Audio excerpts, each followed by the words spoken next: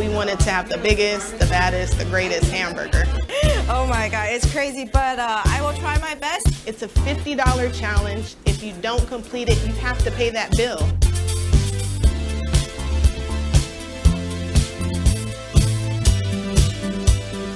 What's in it is 3 grilled cheese buns, 10 Angus beef patties, 10 pieces of bacon, 10 slices of cheese, onion rings, barbecue sauce, lettuce, tomato. It's a massive sandwich. It's stacked probably about this high, and it gets kind of hot, so it slides around, so we need 2 people to mount it to make sure we get it to the table so they can participate in the challenge. The idea of the burger challenge came from the excitement of watching other places with food challenges, competitive eaters. You have 45 minutes to finish the burger.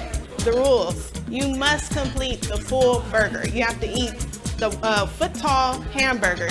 You have to have the shake. You have to finish it. Nothing left over. Fries. So you have to have the burger, the fry, the shake, clean the plate. Yes, it wouldn't be a challenge if you didn't. Have the Oh My Burger Challenge.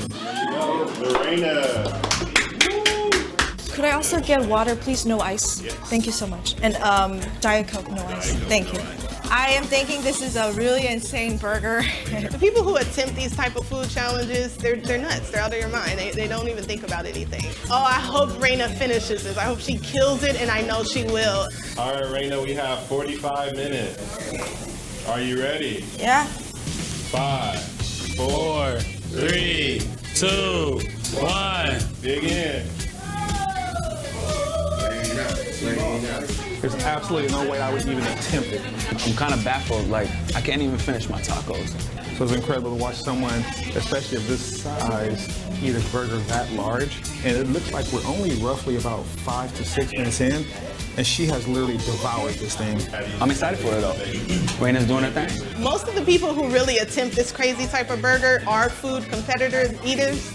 So they tend to finish the burger in half the time, I should say. But an average Joe coming through the door, they'll take 45 minutes.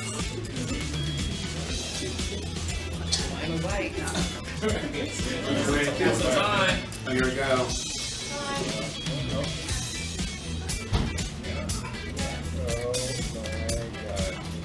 Oh 23:11 left. So 21 minutes and 40. That's the hardest part towards the end because I'm already like starting to get food drunk. And the fullness is like kicking in. My brain is telling me, you're full, stop eating. But I'm like, gotta keep going. And it's really good food. It's just a lot. Diet Coke is just for my personal reason, just because I'm watching my sugar levels.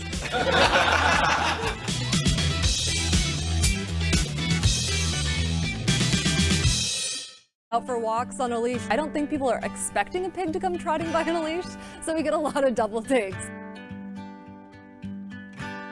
We rescued Pickles right around the time of the El Nino flash floods. There was a woman who her whole farm had been flooded, her house as well, and so she needed all her animals to be rescued within the next 48 hours. He was the last piglet left. He was about 2 pounds. Not long after we adopted Pickles, we were traveling and we brought him with us. Once we got home, we started noticing he was really, really ill, and so we took him to UC Davis. Pickles needs so much blood, the bigger the pig, the better. So I went on Craigslist and I found a butcher who was selling his commercial pig. And I just asked him, pretty please, can I just borrow your pig? I know it sounds crazy, but I really need to save my baby pig. He said, go for it. So they drove this 650-pound pig to UC Davis, and she ended up saving his life. I fell in love with her. I was like, we have to save her life. She saved Pickles, and so I bought myself a 650-pound pig. All right, girl. I found out about Erica from Flatbrook Farm. She has a lot of experience with pigs, and she also has another big commercial pig that escaped from a slaughterhouse named Freedom. So I love the idea that Pickles would have another big gal pal to hang out with. After the whole ordeal with Pickles, we basically were just like, okay, now we have to do anything and everything possible to just give this little pig the best life possible. We decided to get Pickles a friend, and so we got Dill. They're very compatible. They're really good pals. They're backseat buddies in the car. They go on walks together. They love to cuddle. I catch them cuddling all the time. Pickles is actually a lot more well-mannered than Dill is, so yeah, the pig has better manners than the dog. Pickles knows how to sit, how to stay. He does 360s, gives kisses. He even goes surfing with me sometimes. He's also a painter. He knows how to bowl. They love the beach. We go to the beach a lot, and Pickles just runs up and down the beach, and it's pretty amusing. Dill definitely thinks he's part pig. He would follow Pickles around the house constantly. He would go into our yard and graze with Pickles and just look really confused and wants whatever he has. He's a total little brother in that way.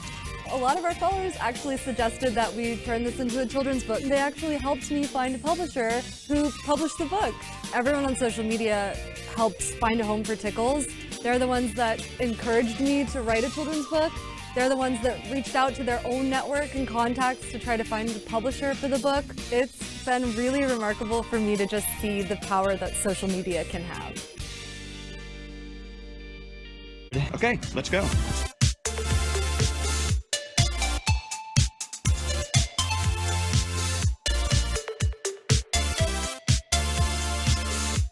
I was just inspired by kitschy things, by unusual things. So I'm gonna start our app here. It's the same thing as an Etch-a-Sketch, basically. It's a one continuous line, making a piece of art out of it. It all started when Leonard Nimoy died. What if I did something like this, and Market Street and the other streets just make the Vulcan salute? I just ran it, but behold, there it was. It works. I'm on a streak of doing it one thing a month. I counted them recently, and it's 53 since March 2015. If you plan ahead and sketch it out and don't make any wrong turns or you'll mess it up. It started with a unibrow, and then I tried to find a nose and the eyes. Finally, I finished it. It wasn't easy. There's a lot of elevation involved, too. I like the animals. I've done a cat, I've done a seagull. I haven't done a dog yet. Maybe I'll do a dog in August. Hey, the dog days of summer. There's art in everything, and we just need to stop and see it and sketch it or run it.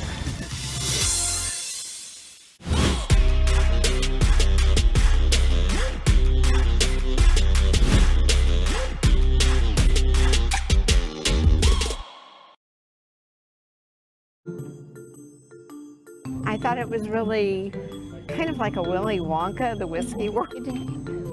So it's such a hard place to describe in terms of what it actually is. You know, we began as a little tiny cult distillery, and then gradually over time we ended up thinking it'd be really, really fun to create tasting rooms where you'd be able to sip the booze in sort of like the idea of that spirit. It just sort of morphed into what the customers often call an amusement park.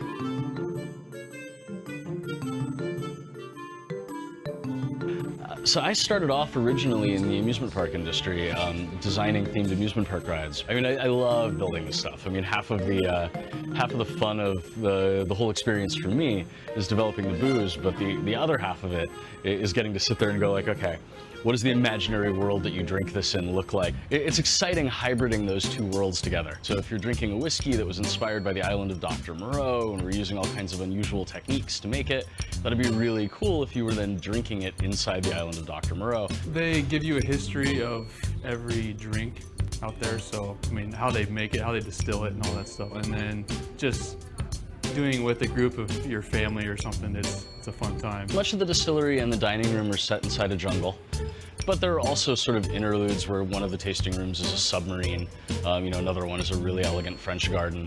And those actually move and take you from one location to another. Those tasting rooms are actually made out of the inside of what used to be buses. And so the tasting room actually drives you to the distillery. And then, of course, there's the tram ride that takes you through the distillery itself. Ultimately, you actually take them right into the working, functioning laboratory, which is really fun because we have it sort of dolled up so it looks a little bit like, you know, it's one part CSI set and one part actually a working organic chemistry laboratory. I enjoyed it. I love the boat rides and just the intrigue. We like drinking whiskey, so we thought this would be a fun excursion with our family. They kept you guessing, like it was always there was something new. I really feel like this place's spiritual home belongs in the arts district of LA. I mean, when you think about kind of what we're doing and the like one part, you know, highbrow culture and one part stage sets, and how that ties into sort of the world of Los Angeles and what LA means to the outside world, the arts district just makes so much sense on so many levels. You know, we just thought it'd be really interesting and fun. Turns out people really liked it. Lots of layers, very flaky, really buttery. That buttery flavor, the more butter the better, right? Huh. Tacro is a taco that we've made out of a savory pastry dough. We wanted to create something new and unique and you know, special to us. So we have pulled pork and pineapple. We serve them all with a mango salsa, pickled cabbage, red onion, and then some microgreens on top. We also do 2 other flavors. We've got a chicken and avocado, and then a barbecue jackfruit, which is a vegetarian option. All the ingredients taste fresh. You can tell like the mangoes were chopped up fresh this morning. And then you have a little bit of a green, so it tastes a little bit healthier than a taco, I would say, but definitely something to try. More filling than a taco, I would say. Just the beautiful flavors, they make it all. I think we've just made a product that is genuinely really good, you know? I would definitely come back. Of imagination. I always wanted to be a writer. That was my dream from when I was little. So The Paper Kingdom is based on my childhood. My parents worked as night janitors in Los Angeles. It's a story about magic, hope, and wonder. Hi, I'm Helena Kuri, and I'm the author of The Paper Kingdom. It's based on a true story, my story.